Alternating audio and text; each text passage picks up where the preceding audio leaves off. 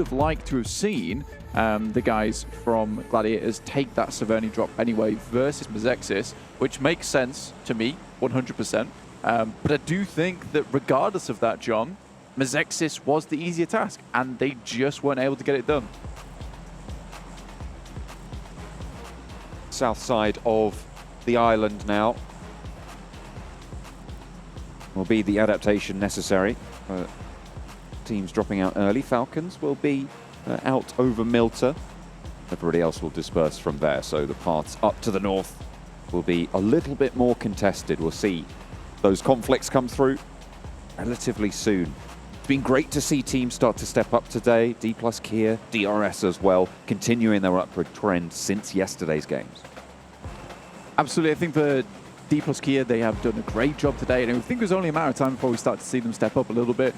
You do look at D+ Kia as a Korean team that really coined that whole playstyle of just going center, taking that center position, and having a great time from that spot. It worked out really, really well for them overall. I do think that looking at D+ Kia, though, a little bit more closely, they are less struggling towards that edge play in the end game. I think they were finding it a little bit difficult yesterday to get towards that center position, but I think they've cracked the code now. They just need a little bit more time. We have to remember that this is a region that doesn't often play international events as well. So the fact that they are coming into this one, they have got a lot to learn. They've had a lot of homework to do as well from their pretty inclusive region, which just contains them in Japan a lot of times. So I think they've done a fantastic job coming into the day, getting that homework done, getting that analysis in, and now they've figured out how to play it. Because every time they do come to these international stages, we do see the D+ Kia actually perform very, very well. And they're just so slick with their movements in the end game. They have made some really, really solid decisions in the matches today, as you say, towards that end game. Right now, they are on the north side of a 4-team cluster over just to the north of Shelter, southeast, or just to the east of School. D+ Kia currently find themselves. You've got Aton there as well, Bigatron and Sem9, all around that sort of area who are going to look to spread out the circle. Hard west shift. Saw some pistol action at the start of the last game, and Melo wants to continue that into this one. Unfortunately, won't be as successful as previous entries. Unfortunately not. Taking a look at the quick standings though, 96 points there for Vampire. D+ Kia behind them just by a few points, 79 points. Gladiators have dropped into third place after not accruing any points on that last game. DRS up to 75 and Falcon up to 75 as well. So Vampire's lead at the start there. They've actually been able to catch up to them now. So for Vampire, yes, they were able to get a good performance on yesterday, and I think they did a great job yesterday. And we can't underestimate how strong that performance yesterday was. So I think coming in today, it's only natural they have a little bit of a fall off in terms of performance. We're still waiting for that massive resurgence of play coming from the Vampires, but they're consistently making it towards that top 10. I think they've got a lot of good finishes. Gladiators, on the other hand, they're just struggling towards that final push. A lot of times we see them make some very good decisions, hold it down. They're all about that control a lot of times, but unfortunately, they are having the same problem that DRS were having yesterday, which is just not enough aggression. They need to be shooting at more people. They need to be taking these shots, taking these engagements, and having more presence, because you can have all the control you want in terms of information, but what they don't have at the moment is that firepower, which DRS have fixed now today. They've had some really good games. They're less passive. They're more confident to take these fights once they find their way in, because they are very slippery at the moment, able to find their way in all over the place the map, which is just showing a great sense of macro from this side. It's something that we were expecting coming into this tournament, is that the whole lobby has a lot more power.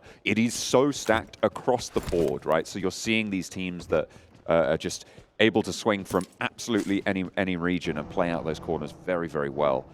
That's exactly what we've seen from those up steps, those upticks in performance. Great to see. I'm looking at the map right now, and I know that Kalaris is unhappy that he's not on this game, because iCurd have gone for one of his favorite drops on Erangel. It's the split West Coast drop going through, and they're going to be playing in a circle that favors them as well. Yeah, it's a great drop at the beginning of the game. Kalaris would say, you know, there's a lot of compounds here that people just tend to ignore. It's not exactly trash loot either, John. You can get some really good stuff from this location. There's vehicles over here too, so it's a good place to start out, especially if you're lacking in any decent position at the start of the game to drop into. So I think for iCurd, they're very happy with the situation. They get the circle on their side too. Vampire can definitely play a strong game from this position. They were gifted their spot down towards Primorsk. They're currently on that 2-2 split between Primorsk as well as Quarry. So this is going to work out well for them. The two guys up front, Schweppes and Ravenclaw, very much known for their scouting capability. I think Ravenclaw hits some of the longest shots on this team. So the fact that he's up front, you know, using his elvish eyes to his advantage is great news. Silas caught, maybe unsuspecting that iCurd are playing in this area of the map. Lose a player, Silas down, and that is a pretty good spot now for iCurd to force S2G to be part of their buffer that they can establish towards those Gatka fields.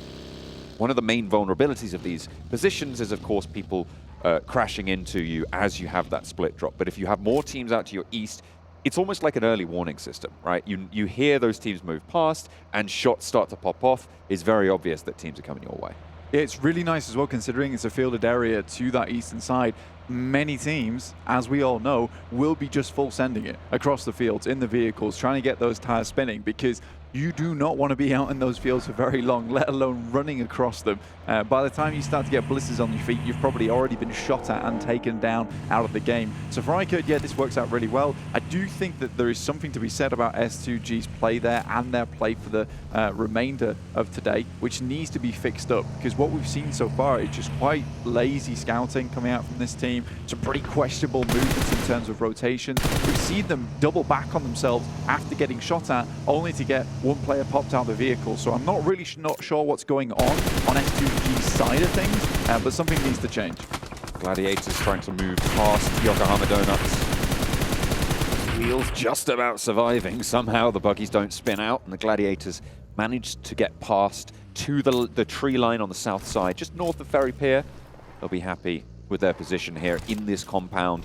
Fairly solid in terms of sight lines that can control around them, as well as options to move through in the future.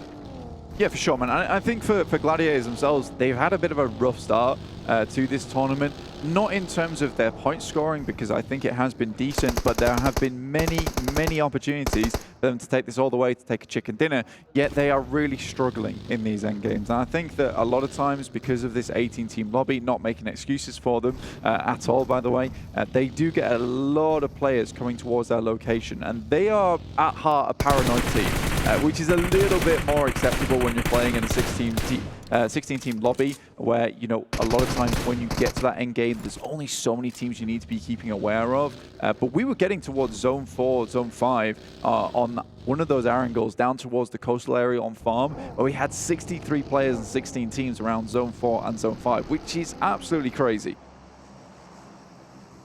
Normally you'll see a little bit less than that, but obviously with more teams in that lobby, yeah, does make it pretty tricky.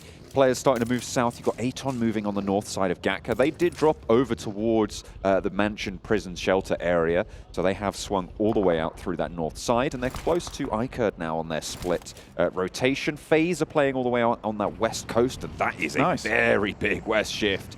Good news for FaZe, good news for iCurd if they can regroup. Yeah, pretty awkward spot to be playing around, honestly. I am not a huge fan of this position, especially when I'm playing in my own games, just purely because a lot of the time it's rolling hills up the coastal side, and you sort of want to be able to shunt yourself over towards the coast, towards the beachhead for that cover. But there is going to be several fights taking place on the line on this coast, where these rolling hills will eliminate sightlines. And so it's just going to be third party after third party as each team concludes one and will be on to another. It's very difficult to play in, and it takes some real brains to be able to control that area, as well as a lot of force behind you too, which certainly some of these teams currently have.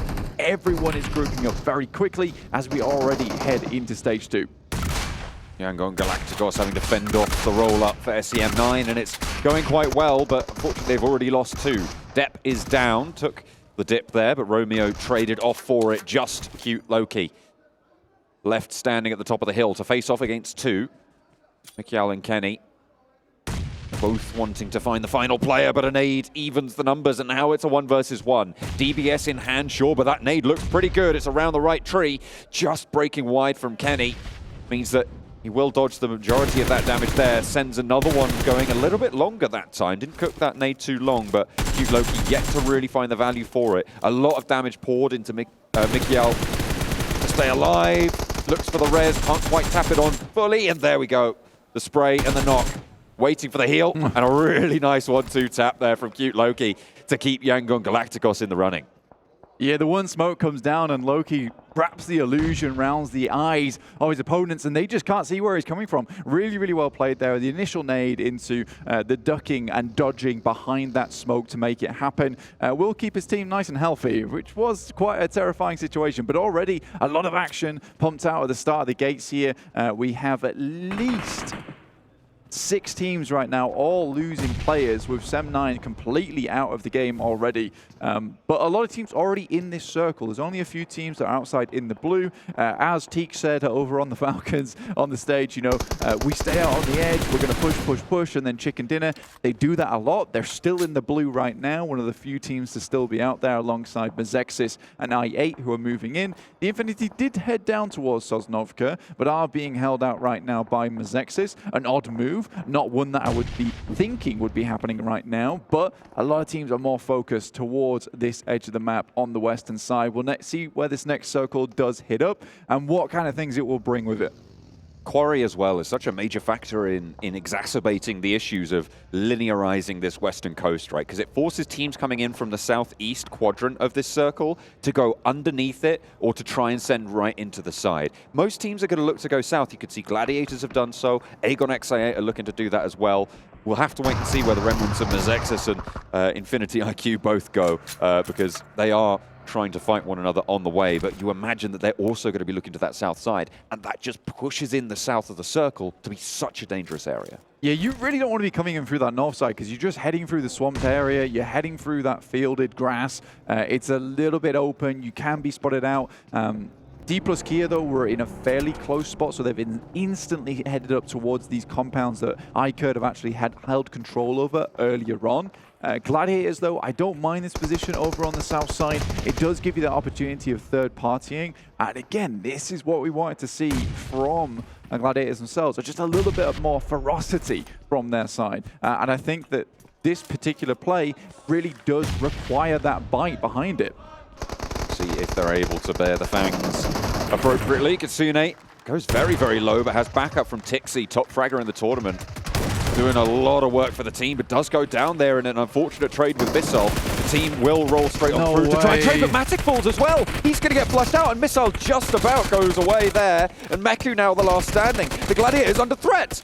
How has that happened? 2 players from Yokohama Donuts take them down. That is disaster. Striking for the Gladiators, but Vampire looking to try and play another story, play another tune as Prestige takes them out on the staircase. Last player standing for R8, trying to trade off with the DBS in hand. It's doable, but it's not going to happen in the face of Schweppes. Cannot stand up.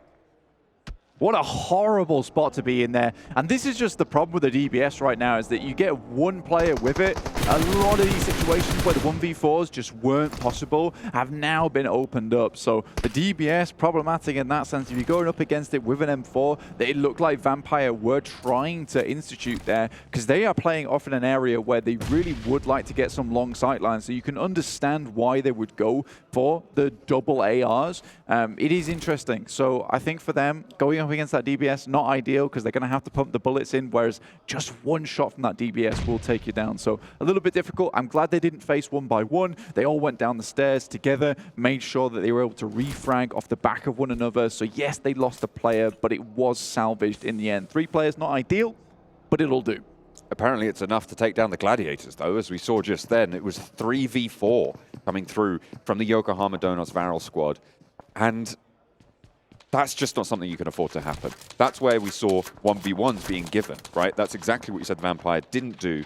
We saw Gladiators go for instead. They tried to go for these plays. Tixi went out a little bit too early. The instant refrag wasn't there. They didn't have those sightlines to control. They pushed around, stepped in, and great performance by Missile, to be sure, but you can't be giving them those opportunities. and they go down for it.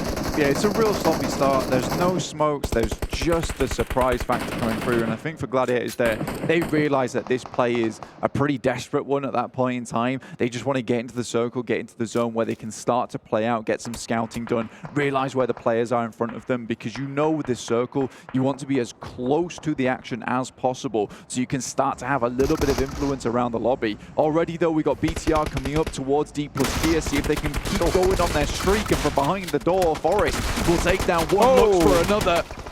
Call him the lumberjack. The Forest taking everyone down. Alkev through the window, finally able to slow him, but will it be enough to stop the train? No, sir. Forest still alive. Rezable, but Yangon Galacticos over the ridge. Goodness me. And we can keep going with the old LOTR references, because Forest just assumed that BTR there was Sauron. Very much not happy about that situation. The Ents do finally go back to war and keep D plus Kia back in the action. A great play from them, and they can continue to play from that northeast side. Very critical that they get through that engagement with 4 players still up and running, because it is not going to be easy to get towards the center of this circle now. You need all the sight lines you can get here on forwards. They do have a couple of vehicles. You can see there some do not have wheels, but some do. So they at least have 2 to get through this horrible fielded zone. I think right now Aton have a strong spot in this compound up towards the northern side, which looks down upon a lot of the rest of the lobby.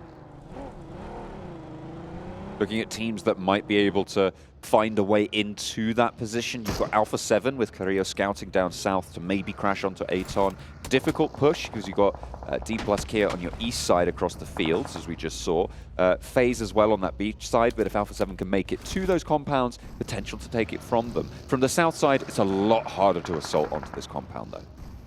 Yeah, I mean, this is a really quite a difficult circle to be playing in. I think if we're taking stock around the area, obviously you have the roadside over on the east, which does cut a lot of this up. FaZe currently playing over towards the hillside itself on the northwest. Obviously, this isn't going to give them the best route into the circle, but it's certainly going to give them a position to take shots towards people who are already in the circle, in which case they can immediately fly in, take up that position, and that's probably what they're looking for, because they have excellent sight lines going forward. Alpha 7 hoping to stop FaZe from making this one happen. They do get these shots off. Alpha 7 need to be ready to receive, and quickly, because you know that at some point, as this next circle comes through, FaZe will have to cross this road, and that is so treacherous. Being split up on this circle on either side is horrible. Forest here, very quick on the trigger, really good reflexes to see exactly where the players were coming from. Did just enough damage to help the rest of his team actually take down the final player from BTR as well. He has been on an absolute clinic today, even getting 7 eliminations on that last game. By the time, a lot of these players had just got 1 on his side, so very, very well done. Really, really solid stuff, and it speaks to the increase in power we've seen from this roster. 3 eliminations found so far in the game. I have to go a little bit further across the way with the circle as it falls. Teams on the south side looking to maybe go into a little bit of conflict. DRS moving up to the Vampire position now on the southwest side. 3 players have made it to the wall. Delta goes down to a nade from Schwepp. That's a really good start for the hold from Vampire. Ravenclaw puts another one straight down the middle. Schwepp tries to split the difference, moves on to the outside, but the nade from Killer lands on its target. Rules is low, but still alive and cooking. He will be lobbing it straight on into the building as well. Schwepp needs to dodge it, but can't quite get out of the way. The shrapnel finds the mark. Rules heals up as well. A lot of value on this early push. Ravenclaw has been flushed. It's now just Stone from Vampire. Yeah, he has to pull something special out the bag, and I think that it's going to be the retreat approach for him, as Schweppes will go down. You'd imagine Stone's just going to try and live out a little bit longer. I think they've realized right now that their lead is dwindling a little bit. D plus Kia, the closest behind them right now, with 4 players still alive, 3 eliminations found 2. So Vampire need to get something of like a top 5 just to keep hanging on, because D plus Kia on this game, if they can rotate in from this northeast side to a strong position within the circle, they can have an excellent game ahead of them. And I think a lot of the teams towards the center are damaged. S2G, for instance, currently running with just 2 players. Yangon Galacticos are heading over towards S2G. If D plus Kia spot this movement, they can follow up on top of this. FaZe looking to move in at the same time. Alpha 7 making their way down south. FaZe took a knock over towards Ventores, which puts them on 3, but they are behind some cover, maybe looking for that res. You can see 2 players just over the way going for it, and they will have a little foothold into the zone. But Alpha 7 have the high ground. This is going to make FaZe's journey so much harder. Yeah, I mean, Alpha 7 made the 100% correct decision. I think they knew exactly where FaZe were playing. FaZe were hoping that they maybe would peak and they could find one of these shots through, start tossing these very similar smokes, and then quickly just send on over. But Alpha 7, very patient, waited for the next circle, but in come D plus Kia, and already that's one player run straight down. Carrillo has to go big now. With the DBS, can he make anything land? No, he can't. That's 2 players. Revo's down in the meantime as well. 3 players, all 4 of Alpha 7 melted in the face of D plus Kia. And nade sent back over the top, but this is FaZe's chance. 2 players down, so they are severely diminished. No one going down for FaZe, and they can roll over these hills. Aton do not chime into the fight either. Fabian taken out with that nade. 4 players still, 4 FaZe, into the vehicles they go.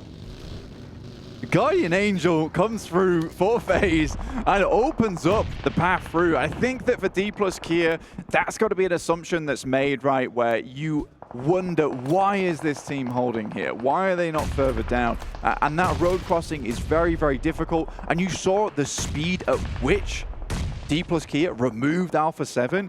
FaZe were a little slow getting across that road, but it didn't matter. By the time you get into that position and you're trying to recover, the nades are already over the top. So I think D plus Kia could have maybe slowed things down just slightly before FaZe had to pour over the top. Great initial push, great damage, and great elimination over towards Alpha 7, but the foresight just not there. Aza absolutely demolishing the iCode peak there to try and keep the Falcons alive, which they desperately need. 2 of them are down on the floor. Another smoke, I think that was launched forwards with the DBS through the smoke. That is such a dangerous sound to be playing with no hard cover. The rock, though, is there. He will be able to hide behind it, but not for long. Turns the corner, does the job. 1 player from iCode remains. DRS down towards the southwest side. Once again, have found that position. They're wily, man. They're very good at finding these positions around the map. Aton Esports come out of nowhere, and FaZe feel the brunt of this one. They need some support. They need some help, as Onzen is able to pick off 1, but Ventores and Mormon most likely will now fall. That's 2 players down for Aton, but the recovery for them a lot easier than FaZe. Both of them in this resable position. You can see Zohan just committing to both of these right now. They are going to have to move because the zone is already pushing. Can you get everyone back into the fight? It's going to be tricky. Aram from iCurd crawling away, and Team Falcons will be drawn short here. Infinity IQ will slow them down, but will they be able to stop them? That's still a question that needs to be answered here, because it is looking a little bit shaky. Ferrari and Kaidula both having a say into the fight, but shots across the way, the third party's there. Naturally, Aram chimes back in, and an aid from the Falcons seals the deal. What happened though? But it was indeed iCurd who was able to pick up that final elimination over towards Team Falcons. Aton, they're on the high ground currently. Romeo Boy comes up, and Zohan has absolutely no idea. He needs to go to confused.com and sort something out, because goodness me, he was in a different world. Looking for some sort of payout there, but it's not really going to be too easy to make that claim. Southwest side, DRS, 4 players alive towards the top of the tables as well. We spoke about how D plus Kia were pretty close to the Vampire totals, but DRS, they are also on the knocking on the door there. 2 eliminations already, all 4 of their players alive, looking fairly healthy, have the compound, and the circle has shifted their way 3 times in a row now. DRS, very happy with this position. Very happy they're able to take that engagement with Vampire as well. Considering Vampire had this spot in the first place, you know, this was such a crucial fight that they had to take versus them. Really good grenades, very good hold from outside the building. Realistically, Vampire had a lot of space to play with. And again, it's a little bit of that greed sometimes that we see from Vampire, where they just like to play very fast into these engagements and have fun with it. Unfortunately, it comes back to bite them here. Stoned is, though, laddering up. Already in towards 6 teams remaining, a top 5 position for Stone. He'll be very happy with that one. On top of the fact that they've got 4 eliminations, you know, that is still going to extend their lead and give them time today to extend it even more. The team's cowering behind the ridge line with the blue zone pushing them. eating each other alive now. Aegon XI8, Infinity IQ, both going very low, but it's Infinity IQ who stay alive and try and keep themselves together here. But with only 2 players, you've got to wonder how much further can they go, because they're going to have to break across this ridge. They will have to cross the road to get to the next circle. You know, with the way this actual compound set up, it's going to be so hard for any team to beat out versus DRS. They have such a strong spot going forward. 4 players alive, so many diminished teams who had to face the brunt of everything. Like I said, this circle is absolutely brutal. Aton, though, vicious with these grenades over the top. Infinity IQ as well, managed to pop a sniper shot. I think there was an M24 landing into the back of S2G. Not ideal, and they will fall fully. Stone now under pressure from DRS and will fall in the face of it. A nade in through the window. Delta picks up the point, and DRS now have got the tower to overlook towards everything else here. Aton do still have a pretty solid ridgeline to play along, though. I mean, 4th place there for Vampire Esports. They're not going to be happy with that one. Killer, though, on the swivel at the moment. A literal human turret. Spotting several different players. Drops the nade up topside, and will just go for some acrobatics to get away from that. A bit confusing. Does let it go off. Now looks over towards Ferrari. Will get the shots in. He drops the deck, but you are visible as anything. With the building high ground position, it's just impossible to get across there unscathed. I'll find out about that. 1 player remaining for Infinity IQ. 9 eliminations for this East Side team roster. Yeah. This is really good results. I mean, it's from really 10th in the table at the start of the game. Yeah, it's really nice to see the dichotomy between DRS as well and Gladiators, and the fixes that they've made since yesterday. Really good execution towards these end games. They know exactly what they want to do. They know that this circle is difficult, so they do have to be a bit more passive in this game. Bensu goes down, and for Aton, it's all over, because coming out over this ridge is like wearing a high-vis jacket, and DRS are ready to zone in. Oh, he's seen one. He's leading out the window. They're going hell for leather, all or nothing, and Delta runs it down for the last. DRS swell the battlefield, take home a big chicken dinner. And that is going to put them fairly close to Vampire's mark.